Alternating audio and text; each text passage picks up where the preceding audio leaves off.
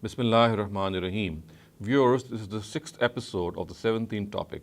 As you would recall, the 17th topic relates to the narrative which says that the Quran was revealed on 7 Ahruf. We have already discussed 6 major interpretations of this narrative.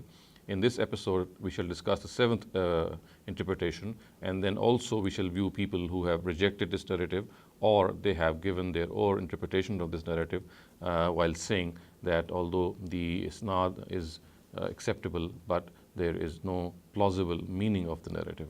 But that we shall do after we discuss the 7th and final interpretation of this narrative. The 7th and final interpretation is ascribed to Khalil ibn Ahmad, the famous grammarian of the Qur'an, who is also attributed to have authored the first dictionary of the Qur'an, the Kitab al-Ain. So Khalil ibn Ahmad al-Farahidi, in the opinion of Zarkashi, he says that the opinion of Khalil ibn Ahmad, who actually says that this view refers to 7 recitals of a word or expression of a Qur'an, 7 possible recitals of a word or expression of the Qur'an. So Zarkashi says that this is the weakest of all the opinions which has been presented in as far as the interpretation of this narrative is concerned. Now, as far as the existing criticism on this narrative is concerned, Suyuti, while referring to this opinion, has said that it has been criticized by many people on the basis of the fact that very few expressions of the Quran can be read in 7 ways. So he says that if this interpretation refers to the fact that the Quran interpretations or the verses or the words of the Quran can be read in 7 possible ways, and there are extremely few of them. Some examples of expressions which can be written in 7 or even more than 7 ways are Awadat Taghut and Fala Taqul Lahuma Uffin. The first of them is verse 60 of Surah Ma'idah, the 5th surah, and the second is verse 23 of Surah Bani Israel, the 17th surah. So he says that perhaps these are the 2 expressions which can be read in 7 ways. Otherwise, there are extremely few which can be read in 7 ways. Imam Khui says that if this refers to 7 readings in general and not the 7 famous ones, the 7 variant readings, the 7 which we know exist, then this interpretation cannot be accepted because according to him the readings are numerous. And he says that if this refers to the fact that at most there are 7 differences in reading each word or expression of the Quran, then this is also not correct. This is because if by this interpretation is meant that most of the Quranic words or expressions can be read in 7 ways, then this is not correct, because those which can be read in 7 ways are very few.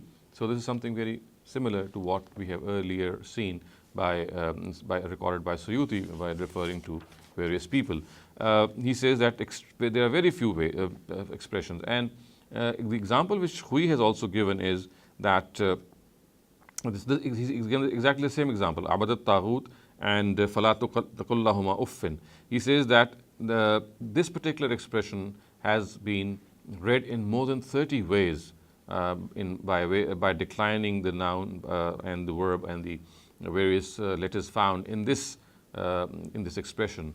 So he says that it is these are the 2 expressions which can perhaps best be presented as examples, but these have been read in more than 30 ways, and Khatib in his Mujam al-Qira'at al-Qur'aniyya has actually referred to these. People who are interested can look up the ways in which these 2 expressions have been read variously. Now, it also needs to be understood here that this was as far as the criticism is concerned, that we cannot regard this to be an interpretation, a very plausible interpretation, because there are extremely few expressions or words of the Quran, and we have just seen the 2 examples in which it has been posited that these 2 examples are major representations of the fact that certain words and expressions can be read in more than 7 ways. After this critique, our scholars have also pointed out the fact that it is extremely wrong to interpret this interpretation to mean that the 7 recitals actually refer to the 7 famous readings. So this is, they say that is totally wrong, that the Seven Ahruf narrative never refers to the 7 famous readings. And as you can see on your screen, the names of the 7 famous reciters are being displayed and their place of origination. So scholars have strongly criticized the view that Sabatu Ahruf, when it is said that it refers to 7 recitals, it does not refer to these 7 famous readings. The 7 recital refers to the 7 ways in which a particular expression or a word can be read. Now, scholars like Abu Shamma have said that it is absolutely against the authorities, consensus of the authorities, to regard the 7 recitals of the Seven Ahruf as interpreted here to refer to 7 famous readings. Ibn Taymiyyah also says that there is no difference of opinion between authorities that the 7 Ahruf are not the 7 famous readings. Al-Qurtubi says that many scholars like Al-Dawudi and Ibn Sufra are of the opinion that it is incorrect to equate the 7 readings to the 7 Ahruf, because these readings emanate from one harf, which was the one on which Usman gathered the Ummah.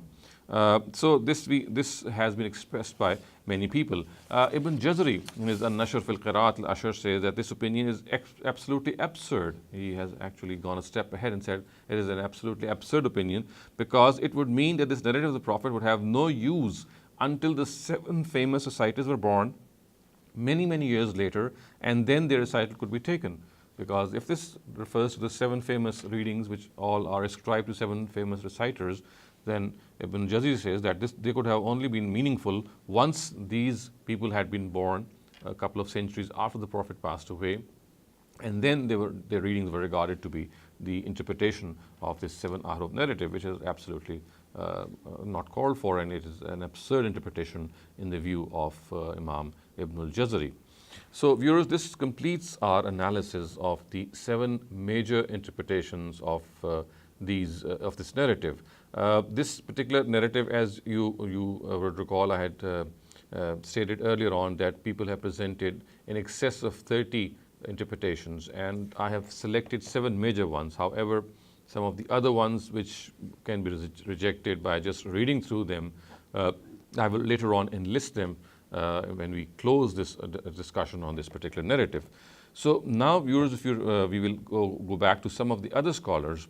If you recall, I had said in my very first talk that there is a group of scholars who says that they do not accept this narrative, not that it is not reliably reported or unreliably reported. They regard this narrative to be a reliable report, but there are 2 major scholars who say that they are unable to give any explanation of this narrative. And amongst them, the first of these is the famous grammarian Abu Ja'far Muhammad ibn Sa'dan, who died in 231 Hijrah. So a person as old as this person who belonged to the earliest era says that this is something which cannot be called for. And the other person is Imam Suyuti himself, who actually rejects this narrative by saying that, as we shall see later on, that there is no explanation of this. And both of these say that it could be a reliably reported narrative, but the meaning of this narrative is ambiguous, or it cannot be, they cannot reach the meaning, or they cannot give any convincing meaning of this narrative. Now, as far as Muhammad ibn Sa'dan, the grammarian, is concerned, the basis of his reason is that this hadith is enigmatic because the word harf has different meanings. And then he gives various meanings of the word harf. He says that the Arabs called their poetic compositions as harf. Then he says that the Arabs called their eulogies as harf also. The letter of the alphabet is also called a harf. The word harf also connotes a meaning or a way, as found in verse 11 of Surah Hajj, the 22nd Surah. So he says that the enigma in the meaning of the word harf is because the word harf in itself is used in multiple meanings. And this multiplicity of meanings actually makes the word itself something very questionable. We shall critically view his view or his interpretation later on. But at the moment, I'm just stating his view, which says that simply the word harf has a number of meanings, and he is actually referring to the fact that a word which has a number of meanings, how can any convincing explanation be given of such a word? Now, let me move on to Imam Suyuti. Imam Suyuti has actually stated his view very precisely in the Sharah of Muwatta, which is called Tanwir al-Hawalik. He is the author of this Sharah, or of this commentary on Muwatta. And his actual words I'm going to cite before you. He says, وَأُرَجِّحُهَا إِنْدِي قَوْلَ مَنْ قَالَ إِنَّ هَذَا مِنَ الْمُتَشَابِهِ الَّذِي لَا يُدْرَى تَأْوِيلُهُ. To me, the best opinion in this regard is that of the people who say that this hadith is from among the matters of mutashabihat, the meaning of which cannot be understood. So Imam Suyuti actually says that the meaning cannot be understood as far as he is concerned, and it is from among the mutashabihat. So this is as far as the basis of these two scholars are concerned, the basis on which they invoke the fact that this narrative, according to them, has an ambiguous meaning. Abu Ja'far Muhammad ibn Sa'dan has actually cited his reason, but Imam Suyuti has not cited the reason, but he has just given a preference, and he said that to him the best opinion is that this narrative is among the mutashabihat, which means something or some views or some aspects which cannot be understood. So he is actually implying the fact that this narrative is a narrative which cannot have any sound explanation. Now, let me come to the existing criticism on these two views. Now, Imam Zurqani has actually criticized Ibn Sa'dan's view on the ground that if a word has more than one meaning, then this just does not invoke the criticism that that particular narrative in which a word has multiple meanings, that cannot have a sound interpretation, because there are so many words which have multiple meanings, but the context, the way in which a word is used, they can easily tell us that which are the meaning, or which particular meaning is that word used in a particular passage. So having a multiplicity of meanings is no problem at all as far as Zurqani is concerned, and of course he makes a lot of sense. He has also given a very common example. There are so many examples in this regard in which a single word may have multiple meanings, but the way in which that word is used and the context in which it is used is sufficient to tell us which exactly is the meaning from among its various meanings in which it is used. The example that Zurqani has given is regarding the word ayn. So he has given two examples. One of them is nazartu bil ayn al-mujarrada, and the other example is sharibtu min ayn Zubayda. So here both of the word ayn used in both expressions, and he says that it is so clear that, for example, in the first expression the word ayn refers to its meaning eye, which would mean that I saw something through my naked eye, my plain eyes. Nazartu bil ayn al-mujarrada. So here the word ayn refers to its meaning of eye. Now the word ayn has other meanings as well. So one other meaning is a fountain, and here when the other expression it says sharibtu min ayn Zubayda, it means that I actually sipped from the ayn, or the fountain of Zubayda. I drank from the fountain of Zubayda. So although the word is same, the word ayn is used in both expressions, but we know that which meaning is implied where. We cannot say that the word ayn in the first expression refers to the fountain, or the word ayn in the second expression refers to the eye, because it would be absurd to interpret a sentence if these meanings are ascribed to it. So in a nutshell, Imam Zurqani says that it is very common that words can have different meanings, but then there is always a methodology which can be followed in giving preference to the meaning in which letter is used in a specific place. Now, this is as far as Muhammad ibn Sa'dan's critique is concerned. It has invited this critique by Imam Zurqani. But to the best of my opinion, Imam Suyuti's remark has not invited any weighty opinion or any weighty critique in this regard. Now, I'd now like to further analyze both these opinions, and I think that, as I've already said, that Imam Zurqani's opinion is very strong, and as far as Suyuti is concerned, he has a right to say that there is no convincing explanation or no sound explanation to him in the light of the fact that even the seven interpretations that we have so far analyzed, we can see that there are so many questions which arise on these interpretations, which have already been presented by our past authorities and which have been further added to, and none of them have been found convincing. So this is quite probable that Imam Suyuti, in his own times, when he analyzed this narrative, he also ended up analyzing all the major interpretations and then concluding the fact that none of the interpretations are convincing, and hence he recorded his opinion that the meaning of this narrative is from among the mutashabihat. Views. Now I come to the third category of scholars. The third category of scholars belongs to people who actually not only say that this narrative is not soundly reported, but or if in a more precise way, they totally reject this narrative. They say that this narrative is not soundly reported, and the fact that it does not present any sound explanation.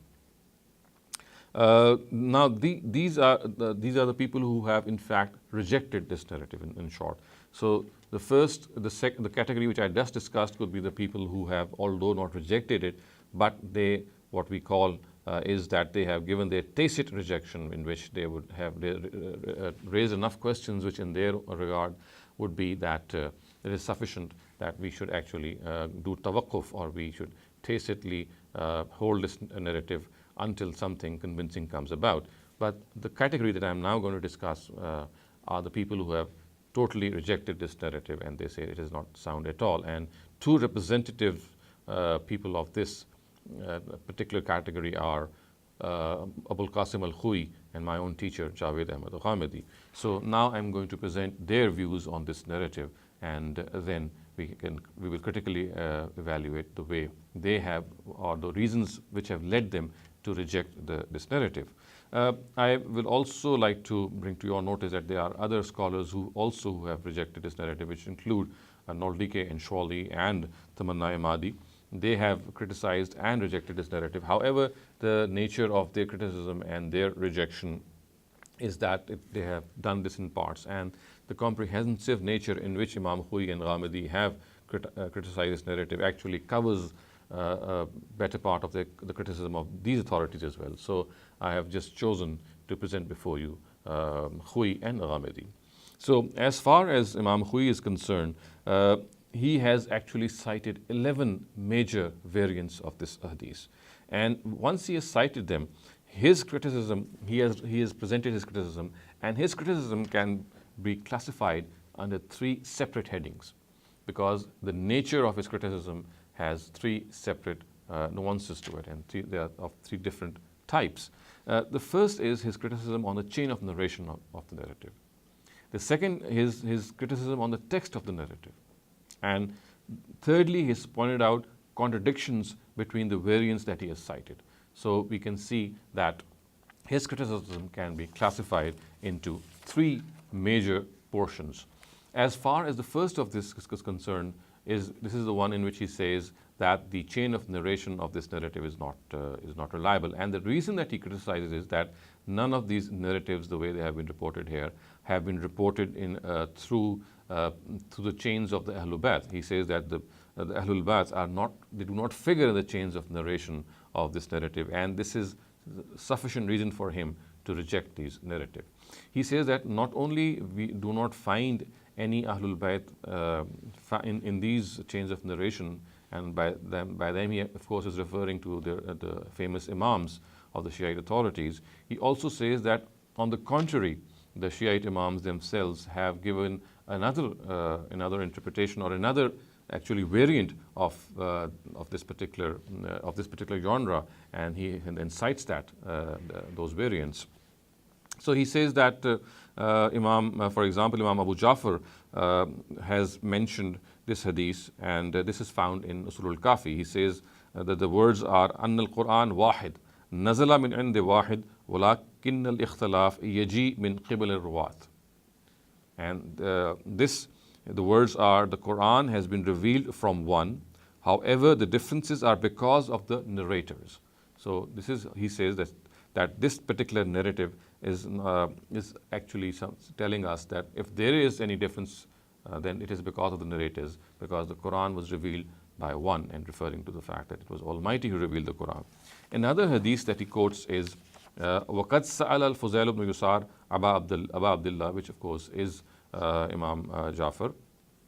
And he says, إِنَّ النَّاسَ فَقَالَ إِنَّ النَّاسَ يَقُولُونَ إِنَّ الْقُرْآنَ نَزَلَ عَلَى سَبْعَةِ أَحْرُفٍ فَقَالَ أبو عبد عليه السلام كذبوا أعداء الله ولكنه نزل على حرف واحد من عند الواحد. Which Fuzail ibn Yasar asked Abu Abdullah, People say that the Quran has been revealed on 7 ahruf. So Abu Abdullah Imam Jafar Sadiq replied, these enemies of God, kazabu a'da'ullah are the Arabic words, have lied. It was revealed on one harf from the one. So it was, the words are, وَلَكِنَّهُ نَزَلَ مِنْ حَرْفٍ وَاحِدٍ مِنْ عِنْدِ الْوَاحِدِ. So according to Imam Hui, we have a contrary report which says that the Quran was actually revealed on one harf. It is absolutely a wrong thing to believe that the Quran was revealed on 7 ahruf. So this is how he has presented his critique on the chain of narration. Now let me go on to his critique on the criticism of the text. Now as far as criticism on the text itself is concerned, I am not going to repeat it here because I have already presented it amongst the seven various interpretations all along in these talks, so that you can have an idea of his critique. He has almost criticized all the interpretation, all these 7 interpretations which I have presented, and you can just have a recap on them. Now I'm going on to his next point of criticism, and which is that he has actually pointed out contradiction between these variants. So what I'm doing is I'm actually presenting his critique before you, and then later on I will present my own views on his critique. So as far as that part is concerned, that is yet to come. But at the moment I'm just citing his views. I've already cited 2 of his critiques. One of them is that the chain of narration is not reliable according to him, or it goes against narratives which are found from the Ahlul Bayt which say that the Quran was revealed on one harf. Then the critique on the text is the one which I've already just said. I have already presented it all along when we were discussing various interpretations. And now we come to his third critique, and this says that the variants which he has presented, and as I said, he has actually presented 11 variants in this regard, and although he has not cited them, he has not referenced them, but I have referenced them in my own talks when I have presented Hui's view earlier, and again here also I shall reference them, these 11 variants in which he says that there are contradictions between various narratives. So first, the first contradiction that he's pointed out, he says that in some narratives, and he's referring in all probability to a narrative which is found in Tabri's tafsir. He says Gabriel read out the Quran to the Prophet on one harf, and he asked for more until the matter reached 7 ahruf. If you recall, this is the narrative that we have been discussing in some of the interpretations. This shows that the increase to 7 took place one by one. Then he says another narrative, and this narrative is also adjacent to the previous one, is also found in the tafsir of Tabri, shows that this increase took place in one go when at the 3rd time Gabriel returned to the Prophet. Now, another contradiction that he points out is that another narrative, and this time this is also a narrative which is also found in the tafsir of Tabri, the Almighty asked the Prophet to read the Quran on 3 ahruf after Gabriel returned to him the 3rd time, and the 4th time he returned, he asked the Prophet to read it on 7 ahruf. So actually he's criticizing the variants which say that the number of times in which Gabriel went and came back to provide ease, in some of them, all of them, the ease is provided in one go, and in some others this ease is provided in several steps, which according to him contradicts each other. The second critique or contradiction that is pointed out is that the permission to recite the Quran in 7 ahruf according to one narrative was given in one sitting, and a sitting with Michael or Mikhail suggesting the Prophet to ask for more, and Gabriel complying after the Prophet's request until the number reached 7. Other narratives show that Gabriel went and returned each time with one harf. So this is the critique that he has presented, and as far as the first is concerned, he is not given a narrative, but he is again referring to a narrative which is found in Tabri's tafsir. And other narratives are also there in which we find that Gabriel went to the Almighty one by one, and then this ease was given. But as he's in the first of them, he says that this ease was given in just one sitting. So this, according to him, is a major contradiction. The third contradiction views that he's pointed out is that in one narrative, when Ubay entered the mosque, he heard a person reciting the Quran in a different way than his. And in another narrative, 2 men entered the mosque and read the Quran in a different way than his. So the first of them is also found in Tabri's tafsir, and the second is also found in Tabri's tafsir. So he says that this is a contradiction The first of them, Ubay, entered the mosque and he heard the person reciting the Quran differently. And in another narrative, it is not he and the person who is in question, but there are two different men who entered the mosque and they read the Quran differently from the one that he actually was acquainted with. The fourth contradiction that Imam Khui has pointed out is regarding the inappropriate answer to the question asked in a narrative in which Ibn Masud differed with the person regarding the number of verses in the surah. The answer which was given by Ali, who was beside the Prophet, was, "The Prophet directs you to recite in the way you have been taught." In other words, in Al-Khui's opinion, the answer does not address the question. And I'm going to read out this narrative before you because this text has not been discussed in the earlier talks. So it is appropriate that I just read it out before you. And this narrative, viewers, has been recorded by Tabari in his tafsir. And it is actually from Abdullah ibn Masud. So the words are, قال Abdullah ibn Masud, تمارينا في سورة من القرآن فقلنا خمس وثلاثون أو ست وثلاثون آية. قال فانطلقنا إلى رسول الله صلى الله عليه وسلم فوجدنا عليا يناجيه. قال فقلنا إن اختلفنا في القراءة. قال فأحمر وجه رسول الله صلى الله عليه وسلم وقال إنما حلك من كان قبلكم باختلافهم بينهم. قال ثم أسر إلى علي شيئا فقال لنا علي إن رسول الله صلى الله عليه وسلم يأمركم أن تقرأوا كما علمتم. Which means Abdullah ibn Masud narrated that there arose a dispute between us regarding the number of verses of a surah.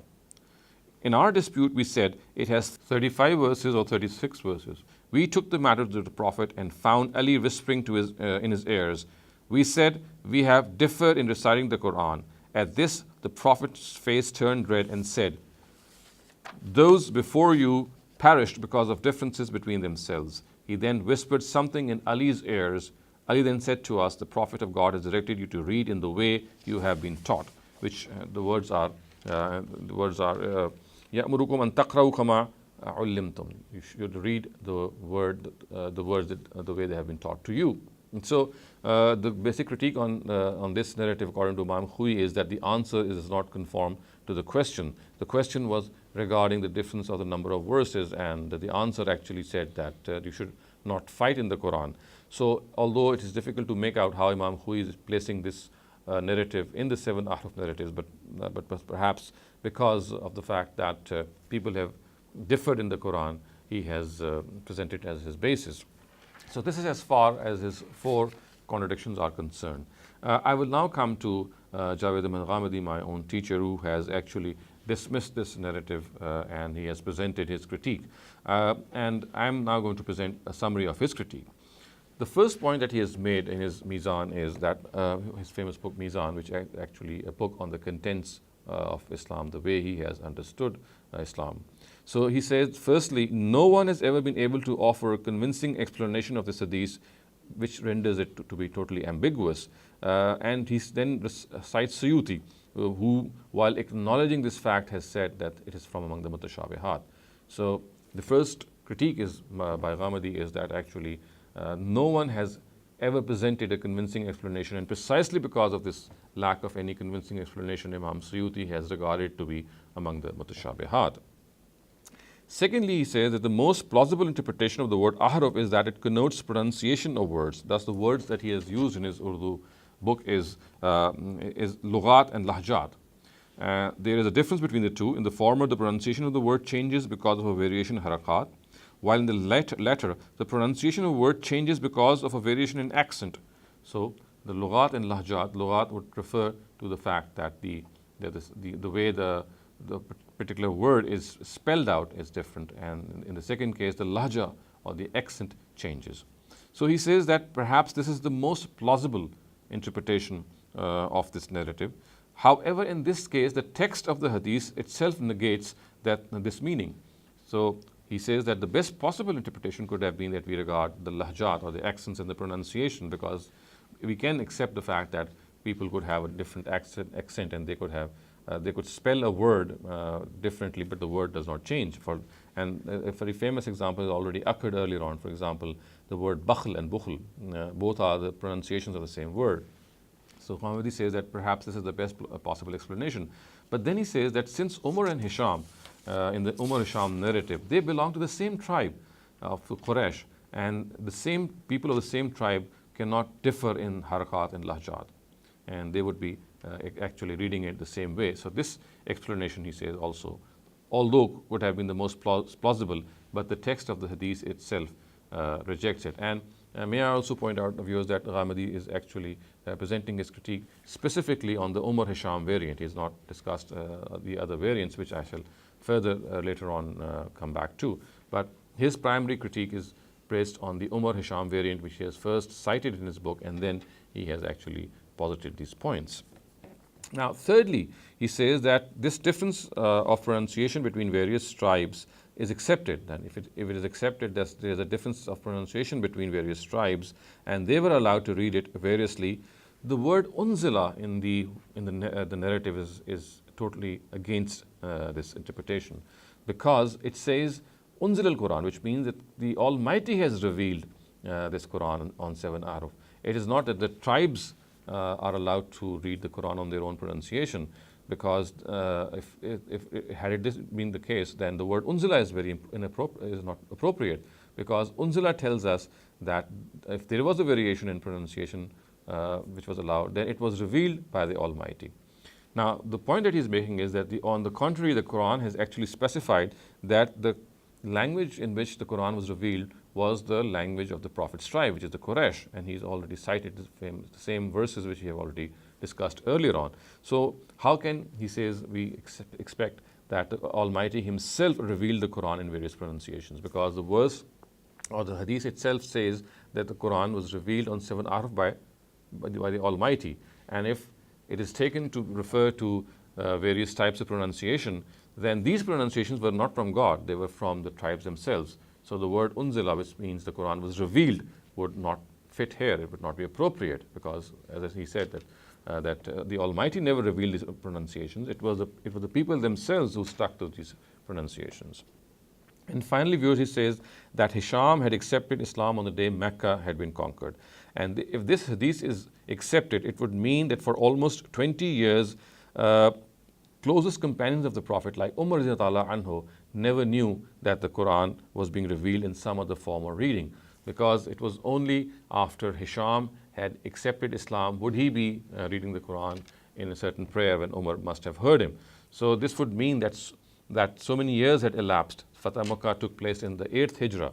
So we see that the Meccan period was almost 12 or 13 years. So if we add up all these years, we see that there are 20 years which have lapsed, and Umar, a person who was like a shadow to the Prophet, who was always around him, who had attended most of his congregational prayers, or must have attended many of the prayers in which the Prophet was reading the Quran.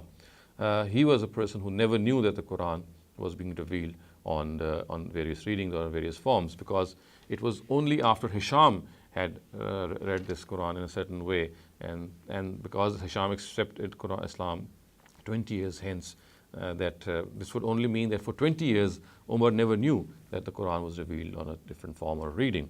So this is the summary of the critique of Ghamidi. I have already presented the summary of the critique of Imam Hui earlier on. So now I'm going to present my own analysis of these two critiques. Now, as far as Imam Hui's critique is concerned, the text is yet to elicit any response. His critique on the text, if you remember, his critique was divided into three parts. One of them was that he had raised various questions on the text of the narrative, the way it has been interpreted variously in different interpretations. However, no sound explanation or no sound response has yet been invoked. Now, his criticism on the chain of narration has invited some response. His rejection of the Seven Ahruf Ahadith is primarily based on the fact that they are not narrated by narrators of the Ahlul Bayt. So now we are coming to that part of his critique in which he has rejected this narrative because he thinks that they have not been reported by the Ahlul Bayt. Now, Abu Shaheen in his Tarikh al-Quran says that this principle in itself is not acceptable, that if a particular narrative is not reported by the people of Ahlul Bayt, or it does not have the Imams in its narration, then this is not an acceptable point that such a hadith shall not be accepted. Now, as far as his contradictions or his critique on the contradictions of the narrative are concerned, we also find a response on this, and we find Abu Shahba in his Al-Madkhal actually responding to him. So, as far as the first, second, and third contradictions are concerned, Abu Shahba says that they can be understood if it is understood that they depict various incidents and not one. Moreover, some narrators have stated each return of the angel and others have stated one. Some. But since narrators agree on the same principal statement that the Quran was revealed on 7 Ahruf, these minor details can be ignored. The details in which the ease was provided, for example, in one sitting, or was it in more than one sitting, whether Gabriel went to Almighty in one go or in one step, some of the details which we've already seen. He says that these are very small and minor details and they can be ignored, because the principal statement is that basically, which comes later, and that is that the Quran was revealed on 7 Ahruf. And he says that such contradictions cannot be paid any attention to because this narrative is mutawatir. So I'm presenting here the view of Abdul Sabur Shaheen. Now, regarding the fourth contradiction, Shaheen says that there exists no contradiction because each companion received the Quran such that in some cases the verses were merged and in others they were distinct. So if you remember, the fourth contradiction which Quyu had pointed out was regarding the number of verses which had been counted. And here he says that this should not be any cause of alarm, because some of the verses, they were connected to each other and some of the verses were not connected to each other, and the verse marks, since they are not distinct and they were made later on, this number of this difference in the number of counting the number of surah, number of verses of surah is a possibility, and this cannot be a cause of any alarm. Now, as far as Ghamidi's critique is concerned, I have yet to see any plausible and any weighty response on this critique. But let me now add my own view on the critiques of both these, as pointed out by these personalities. Now, as far as Imam Khui's critique is concerned, I think the first critique, which says that this narrative cannot be accepted because it stands on the basis that this narrative has not been reported by the members of the Ahlul Bayt and their imams, so therefore it shall be rejected. I would not go along by this criticism, and I have also analyzed later on, and I shall present that criticism later on when we are closing this discussion, that the way the Shiite imams have presented this narrative, or their own version of this narrative, how it has been reported and how and the amount of criticism they invoke. So that is something which I'll defer later on. But the principal statement I'd like to give here is that this principle is not acceptable, that if a particular narrative is not reported by the people of Ahlul Bayt, then it shall not be accepted. But as far as the criticism of the narrative which has been reported by the people of Ahlul Bayt, as I said, I shall defer that criticism once we close discussion on this topic. Now, as far as Imam Khui's criticism on the text is concerned, it is much more comprehensive than that of Ghamidi. Because he has presented his criticism on almost all the interpretations, or all the major interpretations, we can say, he has presented his points of view. Its strong and weak points have already been discussed earlier. I've already referred to my own critique on these, but I can say this much, that his criticism is much more comprehensive than that of Ghamidi, who has confined himself to the Umar Hisham narrative. Most of his criticism on the contradiction part is also very strong. So my own summary of his critique would be that as far as the chain of narration narrative critique is concerned, that is not acceptable, because this is not a principle that narratives which are not reported by the people of Ahlul Bayt are not acceptable, or cannot be acceptable. Similarly, the fact that his the text, the criticism which has been invited on the text, I have already discussed this separately and also pointed out my view on some of the strong and weak points that he has presented. And the third criticism which he has presented, or the third type of critique that he has presented, relates to various contradictions which arise between various narratives, and I think that most of it is also strong. Now, as far as Ghamidi's view is concerned, it seems well substantiated, as I said earlier on. However, in my personal opinion, I think that since he has confined himself just to the Umar Hisham variant, his there are two basic things which we do not find, or which I would call as shortcomings of his critique.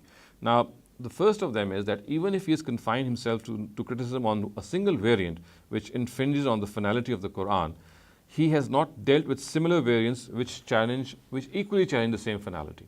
So it seems that in his own book, the way this narrative has been brought up, it has been brought up in a section in which the finality of the Quran, or the fact that the Quran has the ultimate authority on everything, has been presented. But he has not presented similar narratives of the Seven Ahruf narrative which equally challenge the finality of the Quran. Thus, for example, the Ubay variant, the famous Ubay variant, in which Ubay had said that the nature of doubt which crept in his heart when he saw the Prophet ratifying two people reading differently was the one which had really alarmed him. And similarly, we have the Ubay ibn Masud narrative also in this regard, and both have been presented. Some of the complete text of this narrative you'll find earlier on in the very first lecture. But my first comment on Ghamidi's critique is that although it deals with the finality of the Quran, it deals with the fact that this narrative is actually challenging the finality of the Quran. But it is strange that he has not brought up two other very major narratives also on the Seven Ahruf, which also equally challenge the finality of the Quran. He should have perhaps referred to them also, because it is not just the Umar Hisham narrative which does challenge this finality of the Quran, but as I said, some of the earlier ones as well. The second critique which comes to my mind vis-a-vis the criticism of Ghamidi is that his criticism is very general in nature. It primarily revolves around just one interpretation of the narrative, which he himself has said would be the most plausible one. And he has said if the narrative is interpreted to mean that it refers to the 7 types of lahjat or lughat, and perhaps this is the most plausible meaning, he has actually not criticized or made his comment known on some of the other major interpretations of this narrative. And I think that some of the other interpretations of this narrative also merited some comment from him, but he has confined his comment just to a single interpretation, which, as he has said, to him is the most plausible interpretation.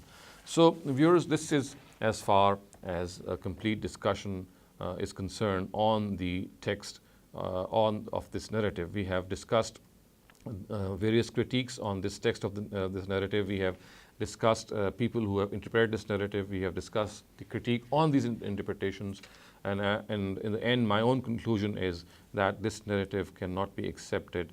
There is no convincing explanation of this narrative as far as this text is concerned. And in the later or in the next session, inshallah, I'll discuss the chain of narration of this narrative, and we shall see how these chain of narration stand.